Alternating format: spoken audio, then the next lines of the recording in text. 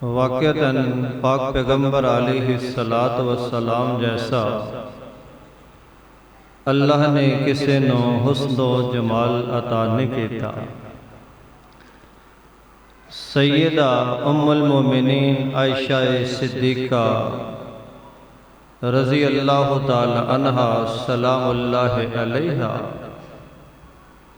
फरमादियां कि हजूर जदों घर तशरीफ लियाउंदे ना ते रात दा अंधेरा हुंदा, पाक पैगंबर अलैहिस्सलातु वस्सलाम दे चेहरे अनवर तो रोशनीदार होंदे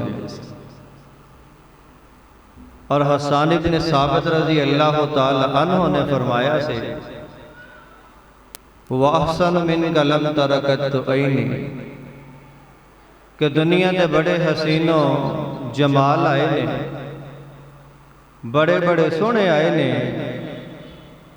लेकिन पाक पैगंबर अलैहिस्सलातु वस्सलाम तो हुस्न अल्लाह ने बनाया ही कोई नहीं।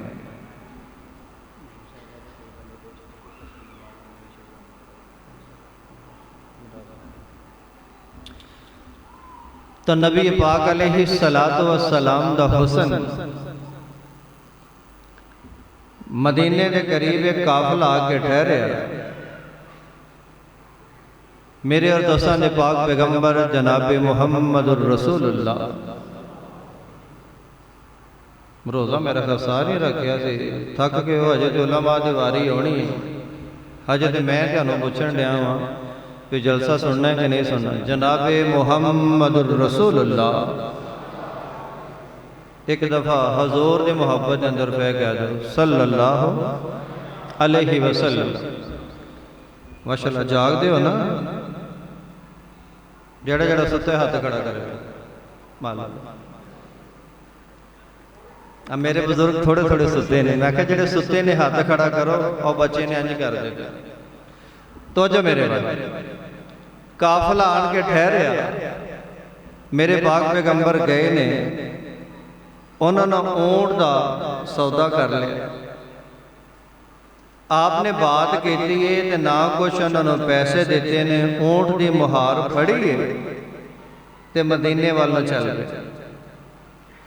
नजर चो ओझल होए ना जो काफले वाले ऊंट किन्ने बेचे, आंदे तू गल्लां करदा, आंदे नहीं नहीं तू भी तो खलोता, आंदा तू भी से। वो सारी आपस के अंदर बहसो तकरार शुरू हो जाती है। खैमे लगे ने, बहसो तकरार जदों बढ़ गए, खैमे के अंदरों एक खतून बोलती है, आंदी है काफले वाले किहड़ी गल तो लड़ते पे। आंदे होया कि बीबी असीं बंदे गल्लां करने तू एवें जिवें जलसा हो रहा होए ना, बंदे बेचारे मासूम बैठे होंगे ने, तो औरतों की आवाज़ कई बार थले आ रही होंगी, पता लगता है कि असी भी जलसा सुनन आए हैं, तरावियां पढ़न असी भी आए। औरत आती है जे एडे ही सियाने हो तो लड़ते क्यों पे, होया कि आंदे लोग बंदा आया से अजनबी असी नहीं जानते, बात हुई ऊंट की मुहार पड़ी है, मदीने वाल टुर पे शहर।